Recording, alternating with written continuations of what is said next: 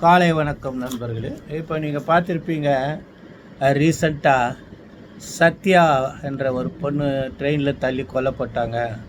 அந்த வழக்கை நாங்கள் விரைவாக முடித்து தூக்கு தண்டனை வாங்கி கொடுத்தோம் அப்படின்னு. தூக்கு தண்டனை இவர் வாங்கிலாம் கொடுக்க முடியாது, கடையிலேயாவுக்கு தூக்கு தண்டனை அது நீதிமன்ற பரிபால் நீதிபதியினுடைய பெராகரேட்டிவ் ரைட், அவங்க தான் அதை கொடுக்கணும். ஆனால் இவங்க அதை கிளைம் பண்ணும்போது நீதித்துறையில் இவங்க தலையிட்டு பெற்றதாக இவங்க போஸ் பண்ணுறது தப்பு. அது ஒன்று. இதுக்கு காரணம் என்னன்னா, இந்த அண்ணாமலை யூனிவர்சிட்டியில் நடந்த அந்த கற்பழிப்பு என்ற இஷ்யூவை எதிர்கட்சிகளும் பெரிய இஷ்யூவாக எடுத்து போராடுறது.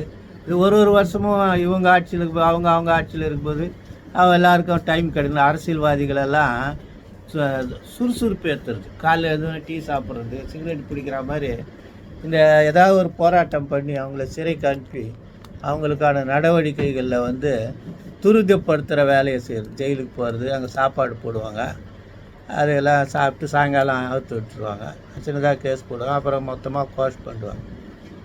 அந்த மாதிரி போராட்டங்களை பதில் சொல்வதற்காக அமைச்சர் அவ்வாறு சொல்கிறது நீதித்துறை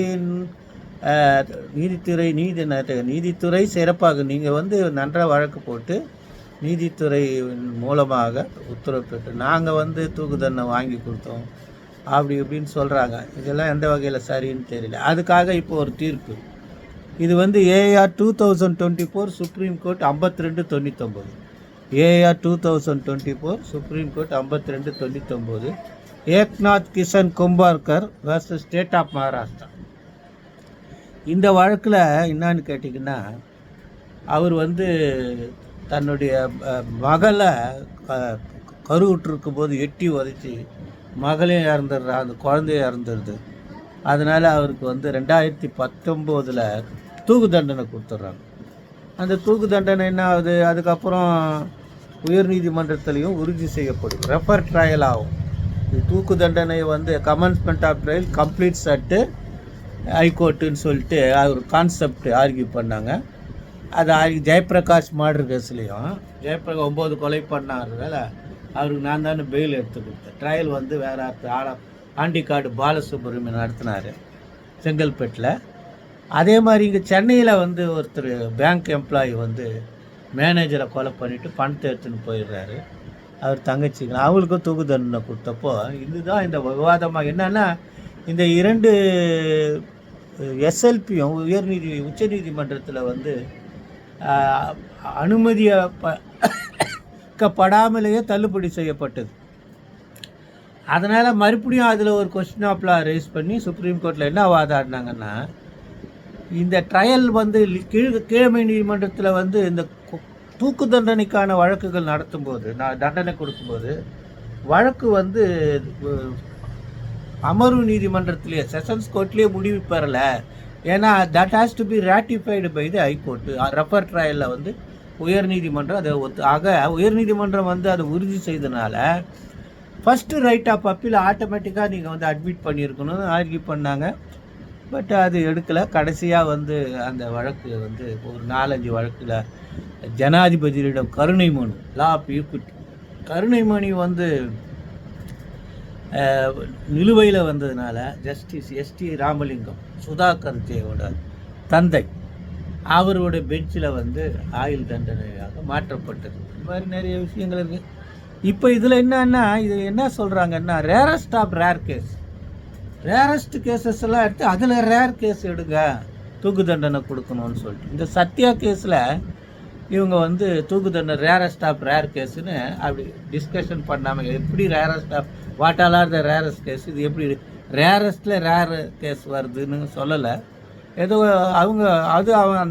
அந்த நீதிபதியினுடைய தனி உரிமை, தனி சட்டப்படியான உரிமை. இந்த கேஸில் இந்த ஏக்நாத் கிஷன் கும்பார்கர் ஸ்டேட் ஆஃப் மகாராஷ்டிரா கேஸில் ஒரு 3 ரேஷியோ இருக்குது. அது நீங்கள் தெரிஞ்சுங்க. நம்பர் 1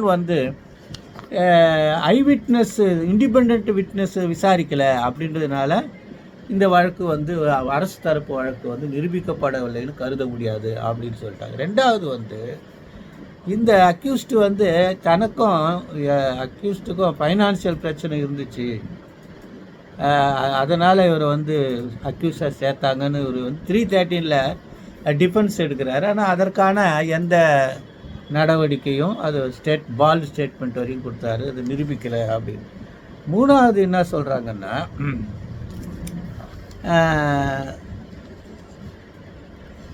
இந்த கேஸு வந்து மனைவியே சொந்த மனைவியே கணவன் மேலே சாட்சி சொல்லியிருக்காங்க. இதை வந்து தன்னுடைய மகள் வந்து வேறொரு கீழ் அடிமட்ட பிரிவை சேர்ந்த சமுதாயத்தில் இருந்து ஒருத்தவனை கல்யாணம் பண்ணிக்கிட்டதுனால அது வந்து அவர் சாவடிச்சிட்டாருன்னு சொல்கிறது நம்பும்படியாக இருக்குதுன்னு இறுதியானது தான் ரொம்ப முக்கியமானது.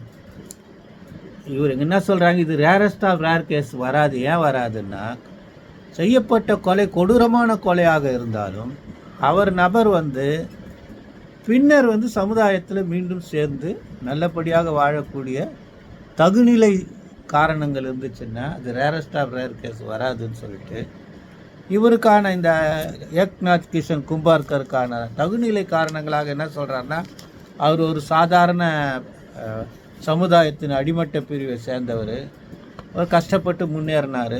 ஆனால் அதுக்கப்புறம் வந்து அவருக்கு உடம்பு சரியில்லை, ஆன்ஜியோபிளாஸ்டி பண்ணியிருக்கு, அவருக்கு வந்து தொத்துவாயி, அதுக்கப்புறம் என்ன சொல்கிறாங்கன்னா அவர் வந்து சிறையில் இருக்கும்போது நன்றாக இருந்தது, 2019 இருந்திருக்காரு, அது மக்களோடு நல்லா பழகிறாரு. அதனால் சமுதாயத்துக்கு அனுப்பிச்சாங்கன்னா அவர் வந்து மீண்டும் தன்னை திருத்தி கொண்டு வாழ வாய்ப்பு இருப்பதனால என்ன சொல்கிறாங்கன்னா, க்ரைம் கமிட்டட் பை வந்து அந்த அப்பலண்ட் வந்து கொடுமையாகவும் மன்னிக்க முடியாதவாக இருந்தாலும் டெத் சென்டென்ஸ் வந்து ரொம்ப ஹார்ஷு, அது வந்து ரேரஸ்ட் ரேர் கேஸில் இல்லை அப்படின்னு 20 வருடம் கடுமையான தண்டனைக்கு மாற்றி ரெமிஷனே இல்லாமல் தண்டனையை திருத்தியிருக்காங்க. நிறைய தீர்ப்புகள் இதில் வந்து விவாதிக்கப்பட்டிருக்கு அப்பப்போ. இது எல்லாத்தையும் படிச்சுக்கிட்டிங்கன்னா உங்களுக்கு நல்லாயிருக்கும். பப்ளிக் ப்ராசிக்யூட்டர் எக்ஸாம் எழுதுகிறவங்க ஃபேவரபிள் ஜட்ஜ்மெண்ட்டை டிஸ்கஸ் பண்ணுங்கள். டிஃபென்ஸ் லாயர்ஸு பரீட்சைக்கு டிஸ்ட்ரிக்ட் ஜட்ஜ் பரீட்சைக்கு இது டிஸ்ட்ரிக்ட் முன்சி பரீட்சை எழுதுகிறவங்கெல்லாம் எல்லாத்தையும் முழுமையாக படித்து என்ன ஏதுன்னு பார்த்துங்க. 302, 316, 364 எல்லாத்துலேயும் கேசஸ் அதுதான் வந்து பார்த்தாச்சு. நீங்கள் அதை பண்ணுவீங்கன்ற நம்பிக்கை இருக்குது. காலை வணக்கம்.